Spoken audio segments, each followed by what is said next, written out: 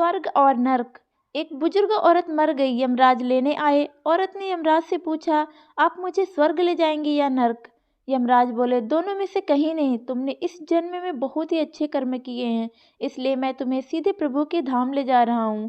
बुजुर्ग औरत खुश हुई और बोली, धन्यवाद, पर मेरी आपसे एक विनती है कि मैंने यहाँ धरती पर स्वर्ग और नर्क के बारे में बहुत सुना है, इसलिए मैं एक बार दोनों जगहों को देखना चाहती हूँ।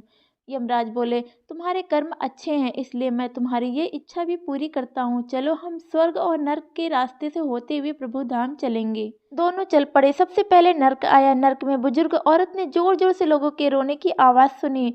वहाँ नर्क में सभी लोग दुबले पतले और बीमार दिखाई दे रहे थे। औरत ने एक आदमी से पूछा, यहाँ आप सब लोगों की ऐसी हालत क्यों है? आदमी बोला, तो और कैसी हालत होगी? मरने के बाद जब से यहाँ आए हैं हमने एक दिन भी खाना नहीं खाया। भूख से हमारी आत्माएं तड़प रही हैं। बुजुर्ग औरत की नज़र एक विशाल पतीले पर पड़ी, जो कि लोगों के कद से करीब 100 फीट ऊंचा होगा।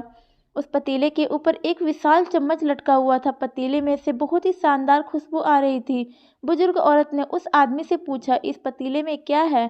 आदमी मायूस होकर बोला, ये पतीला बहुत ही स्वादिष्ट खीर से हर समय भरा रहता है। बुजुर्ग औरत ने हैरानी से पूछा, इसमें खीर है तो आप लोग पेट भर के खीर खाते क्यों नहीं? भूख से क्यों तड़प रहे हैं? आदमी रो रो कर बोलने लगा, कैसे खाएं? ये पतीला 100 फीट ऊंचा है, हम में से कोई भी उस पतीले तक नहीं पहुंच पाता।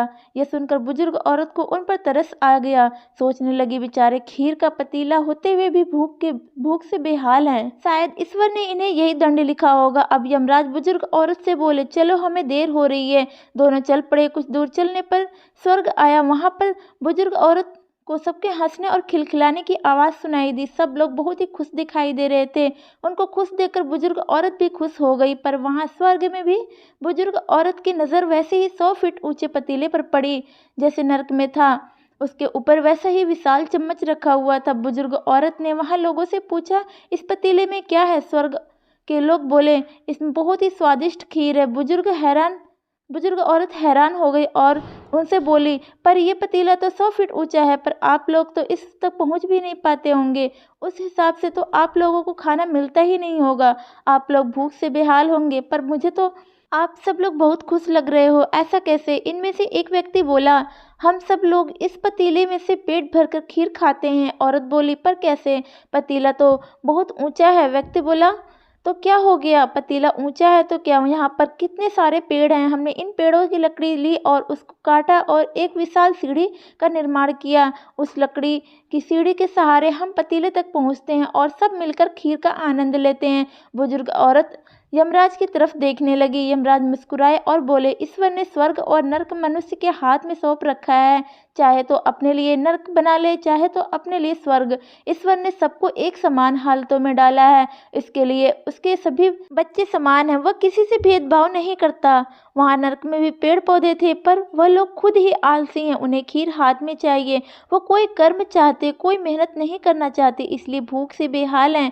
क्योंकि यही तो ईश्वर की बनाई इस दुनिया का नियम है। जो कर्म करेगा, मेहनत करेगा, उसी को मीठा फल खाने को मिलेगा। स्वर्ग के सपने छोड़ दो, नर्क का डर छोड़ दो। बस आपकी वजह से किसी का दिल ना दुखे, इतना सोचो, और बाकी सब कुछ कुदरत पर छोड़ दो। अगर आपको ये कहानी अच्छी लगी हो तो अपने दोस्तों में ज़रूर शेयर करें और कमेंट के माध्यम से भी आप बताएं कि आपको कहानी कैसी लगी।